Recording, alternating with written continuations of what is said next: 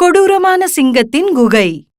இப்பெல்லாம் வெப்பம் ரொம்ப அதிகமா இருக்கிறதால காட்டோட எல்லா மிருகங்கள், பறவைகள் எல்லாரோட நிலைமையும் ரொம்ப மோசமா இருந்தது. இந்த கடுமையான வெயில்னால காட்டுல இருந்த எல்லா தாவரங்களும் ஏரிகளும் காஞ்சு போயிருந்தது. இதனால பறவைகளும் மிருகங்களும் தண்ணி இல்லாம சாப்பாடு இல்லாம ரொம்பவே கஷ்டப்பட்டுக்கிட்டு இருந்தாங்க. அதே காட்டுல போலா கரடியும் அதோட மகன் சுன்னு கரடி கூட தன்னோட வீட்ல பசியோடையும் தாகத்தோடையும் சோகமா இருந்தாங்க. அப்பா, எனக்கு பசிக்குது. கண்ணா, நான் உணவு எங்கிருந்து கொண்டு வர? இப்ப இருக்க வெயில்னால ஏரிகளும் பயிர்களும் நாசமா போயிருச்சு. கண்ணா, நாம மட்டும் இல்ல, இந்த காட்டுல எல்லா மிருகமும் பறவைகளும் பசியும் தாகம்னால தவிக்குது. அப்ப வெளியில இருந்து சில பறவைகளோட அழுகை சத்தம் வந்தது. இத கேட்டு போலா கரடியும் அதோட மகனும் குகைக்கு வெளியில வந்தாங்க. அப்ப அங்க ஒரு பச்சை நிற கிளி இறந்து கிடந்தது. அது மட்டும் இல்லாம அங்க எல்லா பறவைகளும் மிருகங்களும் இருந்தாங்க. என்ன ஆயிடுச்சு? என்னோட குழந்தை என்ன விட்டுட்டு போயிடுச்சு. பசியாலையும் தாகத்தாலையும் பச்சை கிளியோட உயிரே போயிடுச்சு. எப்ப நமக்கு இந்த கடுமையான நிலைமையில இருந்து விடுதலை கிடைக்க போகுதோ? காட்டுவாசிங்களா, நம்ம சீக்கிரமே சாப்பாடு பத்தியும் தண்ணி பத்தியும் ஏதாவது செய்யணும். இல்லைனா இந்த பச்சை கிளி மாதிரி நம்ம நிலைமையும் ஒரு நாள் பசியாலையும் தாகத்தாலையும் இப்படி ஆயிடும். அந்த நேரத்துல அங்க ஒரு கழுகும் பருந்தும் பறந்து வந்தது. என்னாச்சு கழுகிய? தண்ணி கிடைச்சுதா? இல்ல, நாங்க காட்டுக்கு வெளியில எல்லா இடத்தையும் சுத்தி பார்த்துட்டு வந்துட்டோம். ஆனா ஒவ்வொரு இடத்துலயும் தண்ணியே இல்ல. அண்ணா, இப்ப நாம என்ன செய்ய? ஒருவேளை இதுதான் நம்மளுடைய வாழ்க்கையோட கடைசி கோடை காலமா? எனக்கு தோணுது, நாம எல்லாரும் ஒன்னா சேர்ந்து யானை கிட்ட போய் ஆனோம். இந்த பிரச்சனைக்கு தீர்வு அவரால தான் கொடுக்க முடியும். காட்டுவாசிங்க எல்லாருமே தண்ணியும் சாப்பாடும் இல்லாததால ரொம்பவே கவலைப்பட்டுக்கிட்டு இருந்தாங்க. இதனால காட்டுவாசிங்க இப்ப இறந்து கூட போயிட்டு இருந்தாங்க. அப்ப காட்டோட எல்லா வாசிங்களும் தன்னோட ராஜாவான யானைய பார்க்க அதோட மலை மாளிகைக்கு போனாங்க. நீங்க எல்லாரும் இங்க எதுக்காக வந்திருக்கீங்க? யானை அரசே, உங்களுக்கு தான் தெரியுமே, பல நாட்களா இங்க வெப்பத்தினால தண்ணி இல்லாம எல்லா ஏரியும் வத்தி போச்சு. எல்லா பயிர்களும் நாசமா போயிருச்சு. இப்ப இந்த காட்டுல உள்ள காட்டுவாசிகளுக்காக சாப்பாட்டுக்கு உணவும் இல்ல, குடிக்க தண்ணியும் இல்ல. அதனால இந்த காட்டுல உள்ள எல்லா பிராணியும் பறவைகளும் பசி மற்றும் தாகத்தினால எல்லாம் செத்து போய்கிட்டு இருக்கு. இந்த நிலைமையில நாம என்ன செய்ய? நீங்களே ஏதாவது தீர்வு சொல்லுங்க. ஆமா, இந்த கோடையில வெப்பத்தினால இங்க உள்ள எல்லாருக்குமே ரொம்ப ரொம்ப கஷ்டமா தான் இருக்கு. இப்பதானே இந்த வெப்பம் ஆரம்பிச்சிருக்கு. எனக்கு தோணுது, அப்ப எல்லாரும் ஒன்னா சேர்ந்து இந்த காட்டை விட்டுவிட்டு வேற ஏதாவது ஒரு இடத்துக்கு போயிடணும்னு. ஒருவேளை நாம இங்கேயே தங்கியிருந்தா நாம எல்லாரும் பட்டியிலையும் தாகத்தினாலையும் செத்து போயிடுவோம். அதுக்கப்புறம் என்ன? காட்டுவாசிங்க எல்லாருமே தங்களோட குழந்தைங்களையும் பொருட்களையும் எடுத்துக்கிட்டு ராஜா யானையோட சேர்ந்து அவங்க காட்டை விட்டு வெளியேறாங்க. ரொம்ப தூரம் பயணம் செஞ்சதுக்கு அப்புறம் ஒரு அடர்த்தியான காட்டை வந்து அடையறாங்க. அங்க பச்சை பசேல்னு மரங்கள், சாப்பாடு, தண்ணி எல்லாமே இருந்தது. ஏரியில தண்ணி ரொம்ப அதிகமா இருந்தது. இத பார்த்து ராஜா யானையோ எல்லாரும் ரொம்ப மகிழ்ச்சி அடையறாங்க. அடட, இந்த காட்டுல எல்லாமே பச்சை பசேலன்னு இருக்கு, தண்ணியும் இருக்கு, தேனியோட கூடும் இருக்கு. அடட, இங்க நிறைய தேனும் இருக்கு. வாங்க நாம எல்லாருமா ஒன்னா சேர்ந்து இங்கேயே வாழ்வோம். ஒரு நிமிஷம், இது நம்ம காடு இல்ல. மத்த வகை இடத்துக்குள்ள வந்து நமக்கு வாழறதுக்கு தகுதி கிடையாது. இங்க இருக்கிறவங்க கிட்ட இருந்து அனுமதி வாங்கியாடணும். அவங்க சரின்னு சொன்னாதா நாம இங்க வாழலாம். மத்தவங்களோட இடத்துல வந்து நாம வாழறது இந்த காட்டோட வழிமுறை கிடையாது. அப்ப எல்லாருமே இந்த காட்டை கூர்ந்து பாக்குறாங்க. அப்பதான் தெரியுது அங்க எந்த பறவைகளோ மிருகங்களோ இல்லன்னு. ஆனா அதுக்கு பதிலா அங்க முன்னாடி ஒரு பயங்கரமான குகை இருந்தது. அப்பதான் பருந்தும் கழுகும் அந்த முழு காட்டையும் மேல இருந்து ஆராய்ஞ்சிட்டு வராங்க. அரசே, நாங்க இந்த காட்டோட எல்லா இடத்தையும் பார்த்துட்டு வந்திருக்கோம். இங்க பட்சிகளும் இல்ல, விலங்குகளும் இல்ல, இங்க யாருமே இல்ல. இன்னொரு முக்கியமான விஷயம், இந்த காட்டுல உணவும் தண்ணியும் நிறைய இருக்கு. அதெல்லாம் சரி. ஆனா அங்க இருக்கிற குகை, இந்த பயங்கர குகையை என்ன செய்ய? அந்த குகையை பார்க்க எவ்வளவு பயமா இருக்கு. ஒருவேளை அதுல ஏதாவது பூதம் இருந்துச்சுன்னா? இல்ல முயல், எந்த இடமும் இப்படி ரொம்ப நாளா யாரும் இல்லாம இருந்தா இப்படிதான் பயங்கரமா தெரியும்.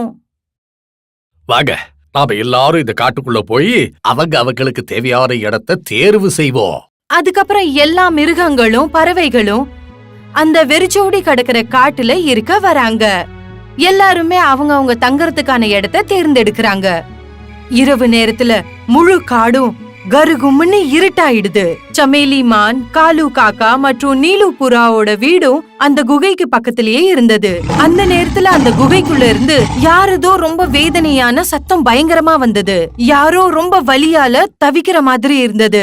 அம்மா, இந்த சத்தம் எங்க இருந்து வருது? யாரோ ரொம்ப பெரிய வேதனையில இருக்கிற மாதிரி இருக்கு. ஆமாம்மா, அப்படிதான் தோணுது. நீ இங்கே இரு, நான் போய் பாத்துட்டு வரேன்.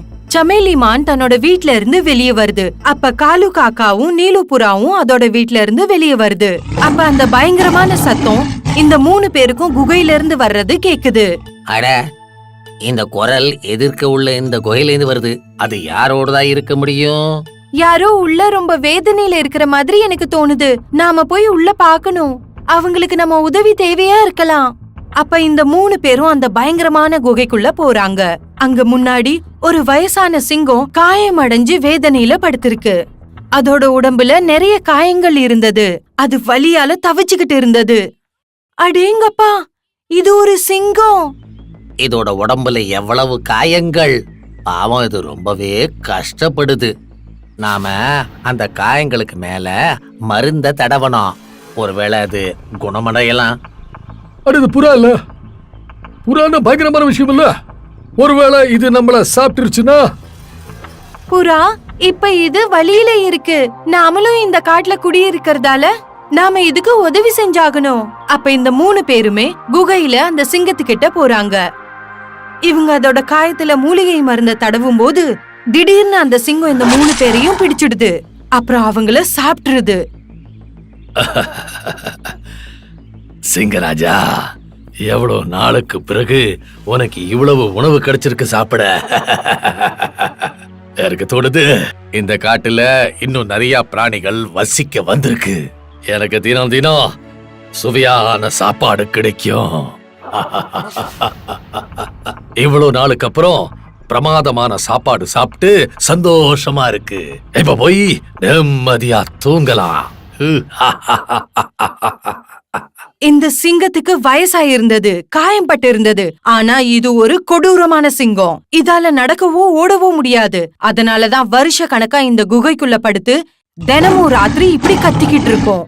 யாராவது இத காப்பாத்த குகைக்குள்ள வந்தா இந்த சிங்கம் இதே மாதிரி அவங்கள தன்னோட வலையில சிக்க வச்சு அவங்கள அடிச்சு சாப்பிட்டுரும். இந்த காடு வெறிச்சோடி கிடக்கிறதுக்கு காரணம் இந்த சிங்கம் தான். இந்த சிங்கம் நாள் முழுக்க தன்னோட குகையில தூங்கும். அப்புறம் இரவு நேரத்துல இப்படிதான் கத்தி கத்தி பறவைகளையும் மிருகங்களையும் சாகடிச்சு தின்னுடும். இந்த விஷயத்த பத்தி யானைக்கோ மற்றவர்களுக்கோ கொஞ்சம் கூட தெரியாது. அடுத்த நாள் காலையில காட்டுவாசிங்க எல்லாரும் காட்டுல இருந்த சமேலி மான், காலு காக்கா மற்றும் நீலு புறா திடீர்னு காணாம போனத பத்தி கவலைப்பட்டுகிட்டு இருந்தாங்க. மதிய நேரம் எல்லா காட்டுவாசிங்களும் ஒரே இடத்துல உட்கார்ந்து இருந்தாங்க. அம்மா, நீங்க எங்க போயிட்டீங்க? அழாதப்பா, உங்க அம்மா வந்துருவாங்க. அக்கம் பக்கத்துல எங்காவது போயிருப்பாங்க. எல்லாரும் ரொம்ப நேரம் அங்க பேசினதுக்கு அப்புறம் அவங்க வீட்டுக்கு திரும்ப போயிடுறாங்க. திரும்பவும் இரவு நேரம் ஆகுது. அப்ப அந்த குகையில இருந்து அந்த கொடூரமான சிங்கத்தோட கத்தர சத்தம் திரும்பவும் வருது. அந்த சத்தத்தை கேட்டு பக்கத்துல இருக்கிற மிருகங்கள் திரும்பவும் அந்த சிங்கத்துக்கு உதவி செய்ய குகைக்குள்ள போறாங்க. அந்த சிங்கம் அவங்களையும் தாக்கி சாப்பிட்டுருது. இதே மாதிரி பல இரவுகளுக்கு இப்படியே நடக்குது. அந்த கொடூரமான சிங்கம் தினமும் பறவைகளையும் மிருகங்களையும் தன்னோட வேட்டையாக்கிடுது. இப்ப காட்டுல இருந்து திடீர்னு காணாம போற காட்டுவாசிகளை பார்த்து மத்த காட்டுவாசி மிருகங்களும் பயப்பட ஆரம்பிக்கிறாங்க. ஒரு சாயந்தரம் எல்லா மிருகங்களும் ராஜாவோட தர்பார்ல இருந்தப்ப, அரசே, இந்த காட்டுல இருந்து தினம் பறவைகள் விலங்குகள் மாயமா மறைஞ்சு போகுது. ஒருவேளை இங்க உள்ள விலங்குகளை யாராவது கடத்துக்கிட்டு போறாங்களோ? அரசே, நான் கண்டிப்பா சொல்றேன், அந்த குகைக்குள்ள ஏதோ ஒரு விஷயம் இருக்கு. இந்த காட்டுல மாயமா மறைஞ்ச விலங்குகள் எல்லாம் அந்த குகைக்கு பக்கத்துல தான் வசிக்கிட்டு இருந்துச்சு. நாம ஒரு முறை அந்த குகைக்கு பக்கத்துல போய் பார்க்கணும். உள்ள யார் இருக்கான்னு தெரிய வரும்.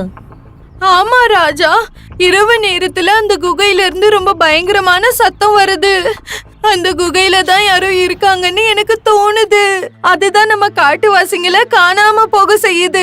அப்ப ராஜா யானை எல்லாரோட சேர்ந்து அந்த குகைக்கு போறாரு. அங்க அந்த காயமடைஞ்ச சிங்கம் படுத்திருக்கிறத இவங்க பாக்குறாங்க. அங்க நிறைய பறவைகள் மிருகங்களோட எலும்பு கூடு இருக்கிறதையும் பாக்குறாங்க. இதையெல்லாம் பார்த்து எல்லாருமே அதிர்ச்சி அடைஞ்சிடுறாங்க. இவ்வளவு பறவைகள், இவ்வளவு விலங்குகளோட எலும்பு கூடு இங்கயா? அப்படின்னா நாம எல்லாரையும் இந்த சிங்கம் தான் சாப்பிடுது. நாம இந்த குகைய மூடிடுவோம். அதுக்கப்புறம் எல்லாருமே சேர்ந்து அந்த குகைக்கு வெளியில பெரிய பெரிய கற்களை வச்சு அந்த குகையோட வழிய மூடிடுறாங்க. இரவு நேரம் ஆனதுக்கு அப்புறம் அந்த சிங்கம் தன்னோட குகை மூடி இருக்கிறத பார்த்து, அட, இந்த குகை யாரு மூடினாங்க? இது எல்லாத்தையும் இங்க இருந்து நீக்குங்க. யாராவது இருக்கீங்களா? சிங்கம் கத்துனுச்சு, கதறிச்சு. ஆனா யாராலையும் அதோட சத்தத்தை கேட்க முடியல. இப்ப காட்டுவாசி எல்லாருக்குமே தெரிஞ்சிடுச்சு. இந்த சிங்கம் தினமும் ராத்திரி தன்னோட காயத்தோட பொய்யான சாக்குப்போக்கு சொல்லி பறவைகளையும் மிருகங்களையும் தான் கிட்ட கூப்பிடும். அப்புறம் அதை அடிச்சு கொன்னு சாப்பிட்டுரும். இதே மாதிரி 1 மாசம் கடந்து போயிடுது. இப்ப பசியாலையும் தாகத்தாலையும் அந்த சிங்கத்தோட நிலைமை ரொம்பவே மோசமாயிடுது. அது ரொம்ப பலவீனமாயிடுது. அதால நிக்க கூட முடியறது இல்ல. அப்ப திடீர்னு ஒரு நாள் அந்த குகையோட கதவுகிட்ட இருந்த எல்லா கற்களும் தானாவே விழுந்துடுது. ஆனா அந்த சிங்கம் அந்த குகைக்கு வெளியில போக முடியல. ஏன்னா அது ரொம்பவே பலவீனமாயிடுச்சு. அதால உட்கார கூட முடியல. அந்த நேரத்துல எலி, முயல் மற்றும் சில விலங்குகள் அந்த குகைக்கு பக்கத்துல வராங்க. அந்த சிங்கத்தை பாக்குறாங்க. அட, எனக்கு கொஞ்சம் உதவி செய்யுங்க. கொஞ்சம் தண்ணி கொடுங்க எனக்கு. இல்ல, நாங்க உன் பக்கத்துல வரவே மாட்டோம் முயல் தம்பி. இந்த சிங்கம் ரொம்ப பொல்லாது. தனக்கு உடம்பு சரியில்லைன்னு சொல்லி எல்லா விலங்குகளையும் தன் பக்கத்துல கூட்டிக்கிட்டு வரும். அதுக்கப்புறம் அதுகளை தாக்கி சாப்பிட்டுடும். நாங்க சிங்கத்தை பக்கத்துல போக மாட்டோம். அட, நான் உங்களை சாப்பிட மாட்டேன். என்ன இந்த குகையிலேருந்து வெளியே கொண்டு வாங்க. இந்த எறும்புகள் என்ன ரொம்ப கடிக்குது. ஆ, ஆ, ஆ. இல்லப்பா, இல்ல, உன் மேல நம்பிக்கையே இல்ல. அதுக்கப்புறம் அந்த முயலும் எலியும் அங்கிருந்து போயிடுறாங்க. அதுக்கப்புறம் அங்க டூனி குருவி வருது. பாத்தியா சிங்கம், கெட்டதோட முடிவு கெட்டதா தான் இருக்கும். பறவைகளும் மிருகங்களும் உனக்கு முழு மனதோட உதவி செய்ய வந்தப்ப நீ அதை அடிச்சு கொன்னு சாப்பிட்டுட்ட. ஆனா இப்ப உனக்கு உண்மையா உதவி தேவைப்படுது. ஆனா உனக்கு பயந்து யாருமே உனக்கு உதவி செய்ய வர மாட்டேங்கிறாங்க. அதனாலதான் சொல்லுவாங்க சிங்கம், எல்லாரோடையும் எப்பவும் நல்ல விதமா பழகணும். ஏன்னா கெடுதல் நம்மள ஒரு நாள் அழிச்சிடும். இத கேட்டு சிங்கம் ரொம்பவே அழ ஆரம்பிச்சிடுது. அங்கேயே ஏங்கி ஏங்கி அந்த சிங்கம் அப்படியே இறந்து போயிடுது. அதுக்கப்புறம் காட்டுவாசிங்க எல்லாரும் மகிழ்ச்சியோட அவங்க வாழ்க்கைய கழிக்கிறாங்க. சீனாவுக்குள் போன சிங்கம். பல்வேறு மிருகங்கள் ஒற்றுமையுடன் வாழ்ந்து கொண்டிருந்த காடுதான் சுந்தரவனம். பப்பர் என்ற பெயருடைய ஒரு சிங்கம் தான் அவர்களின் தலைவன். பப்பர் சிங்கத்தை ராஜாவாகத்தான் எல்லோருக்கும் தெரியும். அந்த சிங்க ராஜா தன் பிரஜைகளை நன்றாகவே பார்த்து கொண்டான். நீங்க எல்லாரும் என் காட்டோட பிரஜைகள். என்னோட கடமை உங்க எல்லாரையும் காப்பாத்துறது தான். நான் உங்ககிட்ட சத்தியம் பண்றேன், நான் என்னைக்குமே உங்களை கவலையே பட விட மாட்டேன். ஷேர் சிங், உங்களை மாதிரி ராஜா கிடைக்கிறதுக்கு ரொம்ப கஷ்டம்தான். ஆனா உங்க ராஜ்யத்துல நாங்க எல்லாரும் ரொம்ப சந்தோஷமா தான் இருக்கோம். ஆனா ஒரு சின்ன பிரச்சனை. சைனால இருந்து இந்த காட்டுக்கு ஒரு ஓநாய் வந்திருக்கு. அது நம்ம எல்லாருக்கும் ரொம்ப கஷ்டம் கொடுக்குது. இதுக்கு கவலைப்படுறதுக்கு ஒரு விஷயமே இல்லையே. சைனாவோட காடும் நம்ம காடும் ரெண்டும் சேர்ந்தாப்புல தானே இருக்கு. ஒருவேளை அது நம்ம காட்டை சுத்தி பாக்குறதுக்காக வந்திருக்கலாம். நானும் இப்படிதான் யோசிச்சேன் மகாராஜ். ஆனா எப்போதெல்லாம் அது நம்ம காட்டுக்குள்ள வந்திருக்கோ அப்பெல்லாம் நம்ம மிருகங்களுக்குள்ளேயே அவங்களே சண்டை போட்டுக்கிட்டு இருக்காங்க. எனக்கு சந்தேகமா இருக்கு, ஒருவேளை இந்த ஓநாய் தான் இப்படிலாம் பண்ணுதோன்னு. அப்படி ஒரு விஷயமா? நான் என் படைகிட்ட சொல்லி அவனை உடனே அரெஸ்ட் பண்ணி கொண்டு வர சொல்றேன். மகாராஜ், நீங்க படைகளை அனுப்பணும்னு ஒரு அவசியமும் இல்ல. எனக்கு சந்தேகமா இருந்துச்சு, அதனாலதான் நான் அந்த ஓநாய முதலே புடிச்சு வச்சுக்கிட்டேன். இப்போ உடனே அவனை நம்ம தர்பார்ல கொண்டு வந்து ஒப்படைக்கிறேன். சரி. அப்படி கைது செய்யப்பட்ட அந்த ஓநாயை அரசவையில் கொண்டு வந்தனர். விசாரணையின் போது தான் குற்றமே செய்யவில்லை என்று அடித்து சொன்னது ஓநாய். சினம் கொண்ட சிங்கம், நம்ம தேசத்துல எல்லா மிருகத்தையும் வரவேற்கிறோம். அவங்க நம்ம நாட்டு பிரஜைய ஏதாவது தொந்தரவு பண்ணாங்கனாக்கா அது அவங்களுக்கு சரியா இருக்காதுன்னு சொல்லி வைக்கிறேன். நீங்க சைனாக்காரங்க எங்களை பார்த்தா என்ன வீக்கா இருக்கணும்னு நினைக்கிறீங்களா? நாங்க உங்க பேச்சை கேட்டு எங்களுக்குள்ளே நாங்க அடிச்சுக்குவோன்னு பாக்குறீங்களா? மகாராஜ், என்னைய மன்னிச்சிடுங்க. நான் இந்த பாரத தேசத்தை ரொம்ப வீக்கா தான் நினைச்சிட்டு இருந்தேன். நான் என்ன நினைச்சிட்டு இருந்தேனாக்கா, நீங்க உங்களுக்குள்ள ஒருத்தருக்கு ஒருத்தர் சண்டை போட்டுட்டு இருந்தீங்கன்னாக்கா நாங்க இந்த தேசத்தை புடிச்சு நாங்க ராஜ்யம் பண்ணலாம்னு நினைச்சிட்டு இருந்தோம். நான் கேள்விப்பட்ட நம்ம பாரத தேசத்துல உள்ளவங்க மூளையால பாதிக்கப்பட்டவங்கன்னு. நீ இது வரைக்கும் இந்த பாரத தேசத்தை பத்தி ஒன்னும் புரிஞ்சிக்கல. நாங்க அத்தித்தபோன்னு சொல்றோம்ல, நேர வரக்குள்ள நாங்க அதை நிரூபிச்சியே காட்டிடுவோம். நாங்க எங்க பாரத தேசத்தை எவ்வளவு நேசிக்கிறோம்னு. அரசவையில் வைத்து சிங்கம் ஓநாயை கண்டித்தது. ஓநாய் மன்னனிடம் மன்னிப்பு கேட்டது. இரக்க குணம் கொண்ட சிங்கம் ஓநாயை மன்னித்து இனி ஒரு பொழுதும் இக்காட்டிற்கு திரும்ப வரக்கூடாது என்று எச்சரிக்கை விடுத்து அனுப்பி வைத்தது. அவமானப்பட்ட ஓநாய் சீனாவுக்கு சென்றது. நீ ரொம்ப பெரிய தப்பு செஞ்சிட்ட ஷேர் சிங். நீ சைனாக்காரங்களை பத்தி உனக்கு ஒன்னும் தெரியாது. நாங்க உங்களோட 10 வருஷம் முன்னாடி போய் கொண்டிருக்கிறோம். நீ எவ்வளவு எங்களை வீக்கன்னு நினைச்சிட்டு இருக்கியோ, ஒரு நாள் நான் உனக்கு காட்டுறேன் நான் எவ்வளவு பலவான்னு. நான் சுண்டுனாலே போதும் இந்த காட்டுக்குள்ள நோய்களா பரவி போயிடும். இப்ப நான் காட்டுறேன் பாத்துக்கோ. என்னை அவமானப்படுத்திட்டீங்கல்ல, நான் என் பழியை தீர்க்கிறேன் பாரு. அந்த சிங்க ராஜாவுக்கும் அவன் காட்டு மக்களுக்கும் பதிலடி கொடுப்பது எப்படி என்று சிந்தித்துக் கொண்டே இருந்தான் ஓநாய். தீய எண்ணம் கொண்ட ஓநாய் ஒரு வைரஸை கண்டுபிடித்தது. அதை சுவாசிக்கும் எந்த ஒரு உயிரும் அடுத்த நிமிடமே நோயாளியாகும் ஆபத்துண்டு. இதன் தாக்கம் 24 மணி நேரம் நிற்கும். இதற்கான மருந்து ஓநாய்க்கு மட்டுமே தெரியும். அந்த உயிர்கொல்லி வைரஸை இந்தியாவின் காற்றில் கலந்துவிட தீர்மானித்து விட்டான் ஓநாய். நான் இந்த வைரஸை வச்சு என்னை அவமானப்படுத்துறவங்கள நான் பழி தீர்க்க போறேன். எப்போ ஷேர்சிக்கு தெரியுமோ அப்போ அவன் புரிஞ்சுக்குவான் நான் யாருன்னு. நான் இந்த வைரஸ் காட்டு ஃபுல்லா பரவ வச்சுட்டேனா எல்லா பிராணிகளும் நோய்வாய்ப்பட்டு போயிடும். அவன் உடனடியாக நடைமுறைப்படுத்தினான். அந்த நச்சு காற்றை சுவாசித்த எல்லோரும் நோய் படுக்கையில் வீழ்ந்தனர். காக்கை, குருவிகள், முதலைகள், குரங்குகள் என அனைத்து மிருகங்களும் நோயுற்றனர். இச்செய்தி அரசனுக்கு தெரிய வந்தது. இதன் காரணத்தையும் தீர்வையும் யோசித்துக் கொண்டே இருந்தான் சிங்கம். சிங்கத்தின் வருத்தத்தை கண்ட ஓநாய் மகிழ்ச்சி அடைந்தது. நம்ம காட்டுக்குள்ள முழுவதும் கண்ணு பட்டு போச்சு. எல்லாரும் நோய்வாய்ப்பட்டு போயிருக்காங்க. இந்த நோய்க்கு ஒரு கோடும் கிடைக்க மாட்டேங்குது. நம்ம பாரத தேசத்துல உள்ள எல்லா வைத்தியர்களுமே தோத்து போயிட்டு இருக்காங்க. ஒண்ணு மட்டும் புரிய மாட்டேங்குது, நம்ம பாரத தேசத்துல உள்ள விலங்குகள் மட்டும் நோய்வாய்ப்பட்டு போயிட்டு இருக்குங்க. இது வரைக்கும் நம்ம நாட்டுல காத்தும் சரி தண்ணியும் சரி ரொம்ப சுத்தமா தான் இருந்தது. நமக்கு எப்போ ஒரு கஷ்டமும் வரல. நான் நினைக்கிறேன் நம்ம நோய்வாய்ப்படுறதுக்கு யாரோ ஒருத்தவங்க காரணமா இருக்காங்க.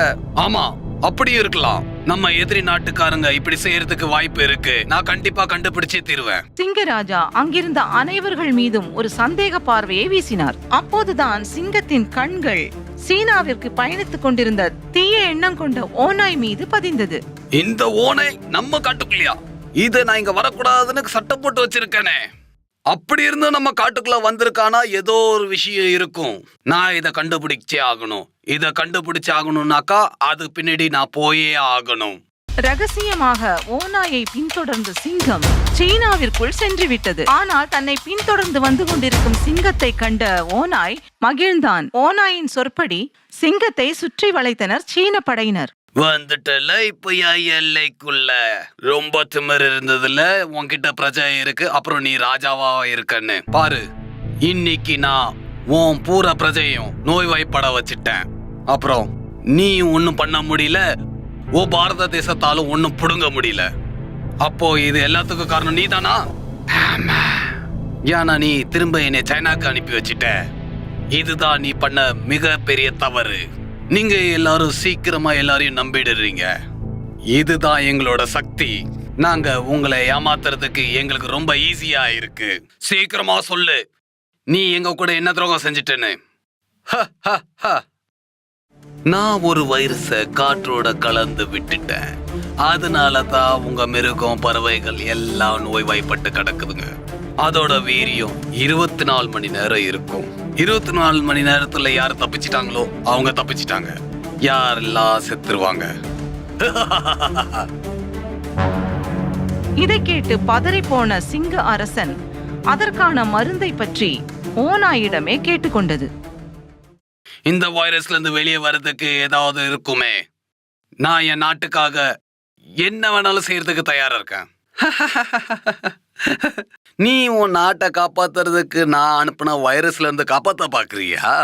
நீ எனக்கு ஒரு விஷயம் செஞ்சாகணும். என்ன விஷயம்? என்ன விஷயம்? இதான் ஒண்ணுமே இல்ல. உன் நாட்டுல இருக்க சீக்ரெட் ஏஜென்ட்ஸ் எல்லாம் இருக்காங்கல்ல, அவங்களோட அட்ரஸ் எல்லாம் எனக்கு கொடுத்துரு. நீயே ஒரு காட்டோட விலங்கு, உனக்கு என் நாட்டோட சீக்ரெட் ஏஜென்சிக்குள்ள அட்ரஸ் எதுக்கு? என்ன வேலை இருக்கு? நீங்க பாரத தேசத்துக்காரங்க ரொம்ப ஏமாளிகள். நான் வெறும் சைனா காட்டோட ஓனாய் மட்டும் கிடையாது, நான் சைனா நாட்டோட சீக்ரெட் ஏஜென்சி கூட. நீ என்ன பாரத தேசத்துல ஒரு மிஷனுக்காக வந்தியா? ஆமா, நான் ஒரு மிஷனுக்காக தான் வந்தேன். ஆனா அதுக்குள்ள நீ ஐயோ ஹர்ட் பண்ணிட்ட. அதனாலதான் நான் உன் காட்டுக்குள்ள வைரஸ பரப்பி விட்டுட்டேன். இங்க பாரு, நீ என்ன வேணாலும் கேளு, நான் அதை தரேன். ஆனா இந்த வைரஸ்ல இருந்து தப்பிக்கிறதுக்கு மருந்து சொல்லு. சரி, நீ ரொம்ப கவனமா கேளு. இந்த வைரஸ்ல இருந்து தப்பிக்கணும்னாக்கா ஒரே ஒரு வழிதான் இருக்கு, அது கொய்யாட இலை. யாரெல்லாம் இந்த கொய்யாவோட இலைய சாப்பிடுறாங்களோ அவங்க இந்த வைரஸ்ல இருந்து தப்பிச்சிருவாங்க. நான் உனக்கு கொடுத்த ப்ராமிஸை செஞ்சுட்டேன். நீ உன்னோட ப்ராமிஸை நிறைவேத்து. நீ எல்லா சீக்ரெட் ஏஜென்சியோட நம்பர் அட்ரஸ் எனக்கு கொடுத்துரு. ஆஹா, ஏன் இல்ல ஸ்கேலு. ஃபர்ஸ்ட் சீக்ரெட் ஏஜென்சியோட நம்பர் எல்லாமே உனக்கு கொடுக்குறேன். Defence colony Wuhan. 2வது சீக்ரெட் ஏஜென்சி வந்து ஷாங்காயில இருக்கு. 3வது சீக்ரெட் ஏஜென்சி பீஜிங்ல இருக்கு. நீ என்ன உன்னை ரொம்ப அறிவாளி நினைச்சிட்டு இருக்கியா? நீ இவ்வளவு நேரம் என்னெல்லாம் உளறி தள்ளியோ அது எல்லாம் எங்க சைனால இருக்கிற சீக்ரெட் ஏஜென்சிக்குள்ள இடம். இந்த அட்ரஸ்ல உனக்கு எங்க இருந்து கிடைச்சதுன்னு சொல்லு, இல்லனா நான் உன்னை கொண்டு போட்டுருவேன். கொல்லு வந்தவனை கொண்டு போட்டிருக்கேன்டா. நீ இந்த பழமொழியை கேட்டதுண்டா? நீ 10 அடி பாஞ்சா நான் 16 அடி பாய்வேன்டா. நீ 10 அடி தான்டா பாய முடியும், நான் 16 அடி பாய்வேன். அப்படின்னா அடா நீ சைனாவோட சீக்ரெட் ஏஜென்டா, நான் இந்தியாவோட அண்டர் கவர் ஏஜென்டா. நண்பர்களே, இவனை சுட்டு தள்ளுங்க. என்ன அல்வா நினைச்சுக்கிட்டியா? நீ கண்ணை வெளிச்சு பாருடா, யமா உன் பின்னாடி தாண்டா சுத்திட்டு இருக்கான். சீனாவிற்கு புறப்படும் முன்பே தன் திட்டங்களை பற்றி ராணுவத்திடம் கூறியிருந்தான் சிங்கம். அத்திட்டத்தின்படி அரசனை பின்தொடர்ந்து பல்வேறு பகுதிகளில் மறைந்து கொண்டிருந்தது ராணுவம். சிங்கம் சிக்கிக் கொண்டது என்று அறிந்த அடுத்த நொடியே அப்பகுதியை ஆக்கிரமித்து அரசனை காப்பாற்றியது ராணுவம். போரில் வெற்றி பெற்ற சிங்க அரசன் நிமிர்ந்த நன்னடையுடன் தன் காட்டிற்கு திரும்பினான். திரும்ப வந்த அரசன் அமிர்தையின் சாற்றை கொடுத்து மிருகங்களின் நோயை அகற்றினான். சில நாட்களுக்குள் வைரஸ் பூரணமாக அழிக்கப்பட்டு விட்டது. நோயற்ற செல்வத்துடன் காட்டு மக்கள் மகிழ்ச்சியுடன் வாழ்ந்தனர். சிக்கக்குரங்கு உணவு தேடி அலைந்து கொண்டிருந்தது. பாவம், அவனுக்கு ஒண்ணுமே சாப்பிட கிடைக்கல. கடைசியில ஒரு மரத்து மேல ஏறி உட்கார்ந்துட்டான். ஒண்ணுமே புரியலையே, இந்த காட்டுக்குள்ள ஒண்ணுமே கிடைக்க மாட்டேங்குது. என்னதான் ஆச்சு இங்க?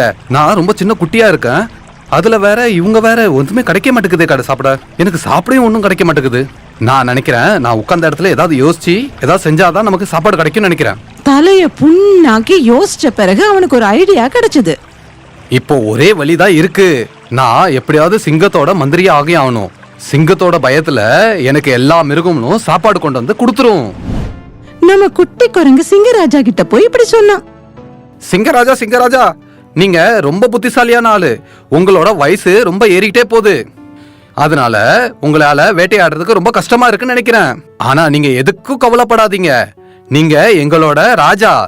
ராஜாக்கு உதவி செய்யறது எங்களோட கடமை. நான் உங்களுக்கு உதவி செய்ய ரெடி. ஆனா ஒரு விஷயம், நீங்க என்னைய உங்க மந்திரியா ஆக்கணும். யோசித்த சிங்கராஜாவிற்கு இப்படி தோன்றியது.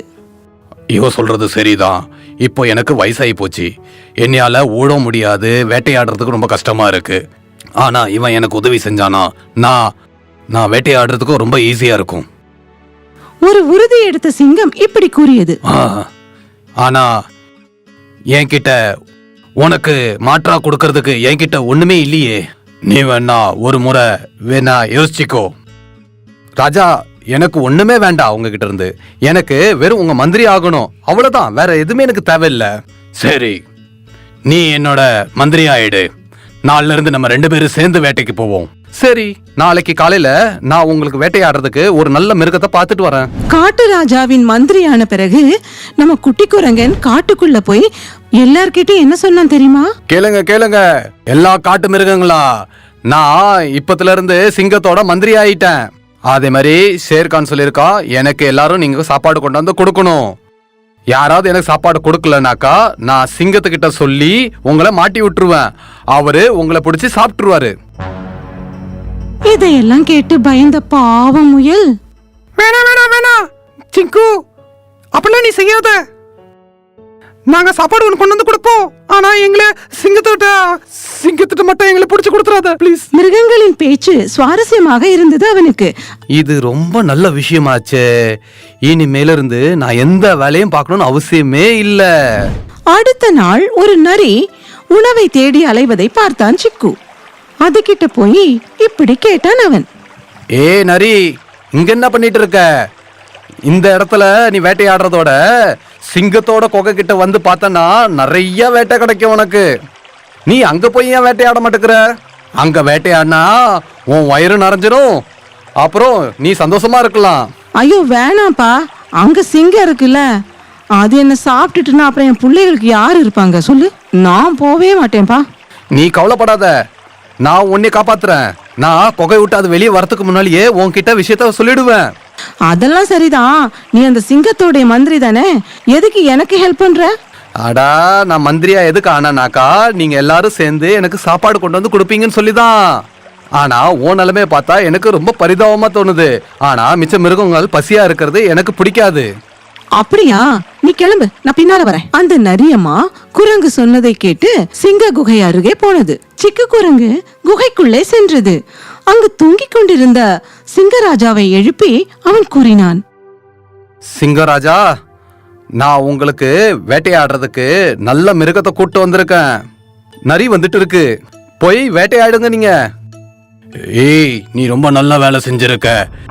வேட்டையே என்னைய தேடி என் குகைக்கே வந்துட்டு இருக்கா. சரி, நீயும் எங்கேயாவது வெளியே போய் ஒளிஞ்சிக்கோ. அது என்னோட உன்னைய பார்த்துச்சுனாக்கா அது எங்க இருந்து ஓடி போயிடும். குகைக்கு வெளியே வேட்டைக்கு தயாராகி இருந்தது நம்ம நரியம்மா. சிங்கம் மெல்ல மெல்ல நரியம்மாவை நோக்கி நடந்தது.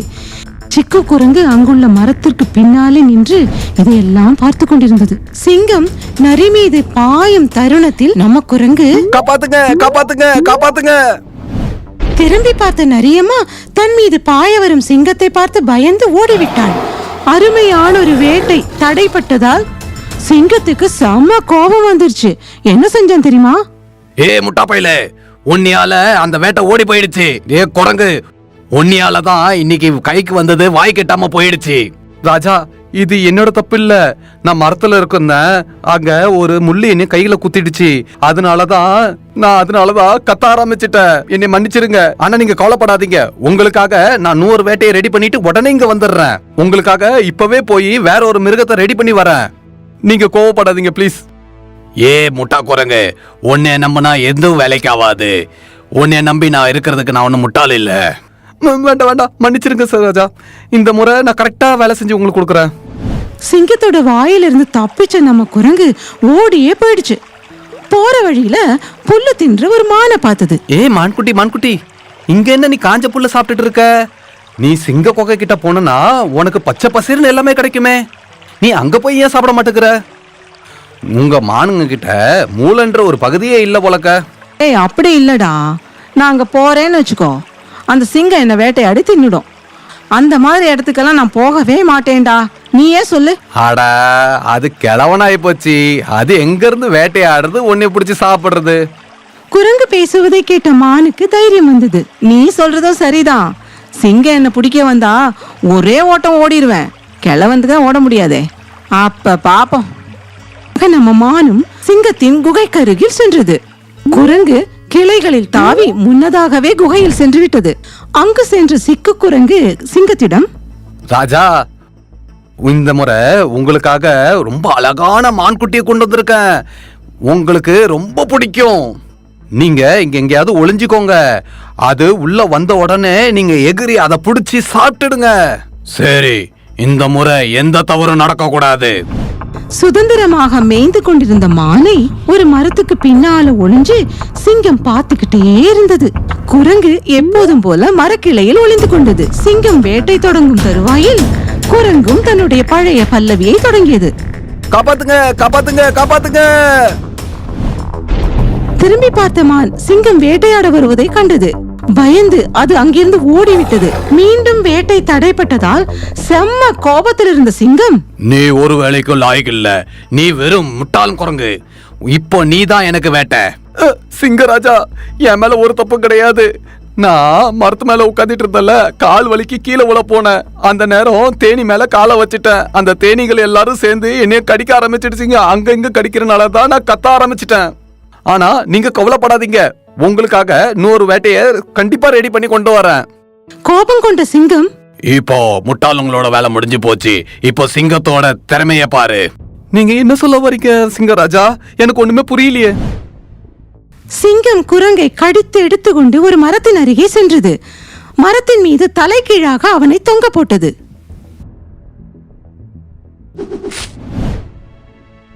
சிறிது நேரத்தில் அங்கு ஒரு ஓநாய் ஜோடி வந்தது. தலைகீழாக தொங்கி கிடக்கும் குரங்கை பார்த்து,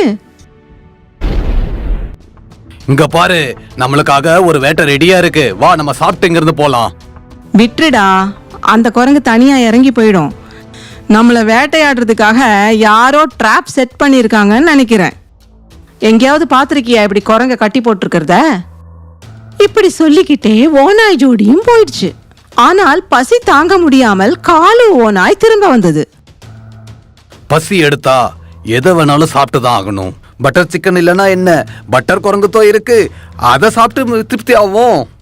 இன்னைக்கு இந்த குரங்க சாப்பிட்டே தான் ஆகணும். குரங்கை வேட்டையாட வந்த ஓநாயை சிங்கம் வேட்டையாடியது. பிறகு முழு திமிருடன் சிங்கம் பேசியது. பாத்தியா சிங்கத்தோட புத்திசாலித்தனத்தை? இனிமே டெய்லி நான் இந்த மாதிரி தான் செய்ய போறேன். இதே மாதிரி டெய்லி உன்னை தலைகளை தான் தொங்க விட போறேன். சாப்பாடு என்ன தேடி வரும். ஆடா, நான் எங்கடா மாட்டிக்கிட்டேன். நான் ஒழுங்கா வேலை பார்த்திருந்தேனாக்கா நல்லா சாப்பிட்டுட்டு இருந்திருப்பேன். நான் வேலை செய்யக்கூடாதுன்னு நினைச்சனாலதான் நான் இந்த இடத்துல வந்து மாட்டிக்கிட்டு இருக்கேன். இப்ப என்ன பண்றது? சிங்கத்திற்கு சிரிப்பை அடக்க முடியவில்லை. தாமதமின்றி சிங்கம் ஓநாயை உண்ணத் தொடங்கியது. அதற்கு பிறகு குரங்கை எடுத்துக்கொண்டு குகைக்குள் அடைத்து வைத்தது. குகைக்குள் சிறைப்படுத்தப்பட்ட குரங்கு எப்படியாவது வெளியே செல்ல வேண்டும் என்று நினைத்துக் கொண்டிருந்தது. இச்சம்பவத்தினால் சிக்கு குரங்கு ஒரு விஷயத்தை கற்றுக்கொண்டான். அது என்னவென்றால், உழைத்து வாழ வேண்டும், பிறர் உழைப்பில் வாழ்ந்திடாதே. உங்களுக்கு இந்த வீடியோ ரொம்ப பிடிச்சிருந்ததுனாக்கா ப்ளீஸ் எங்க சேனலுக்கு சப்ஸ்கிரைப் பண்ணுங்க. அப்புறம் லைக்கும் ஷேரும் பண்றதுக்கு மறந்துடாதீங்க. நன்றி.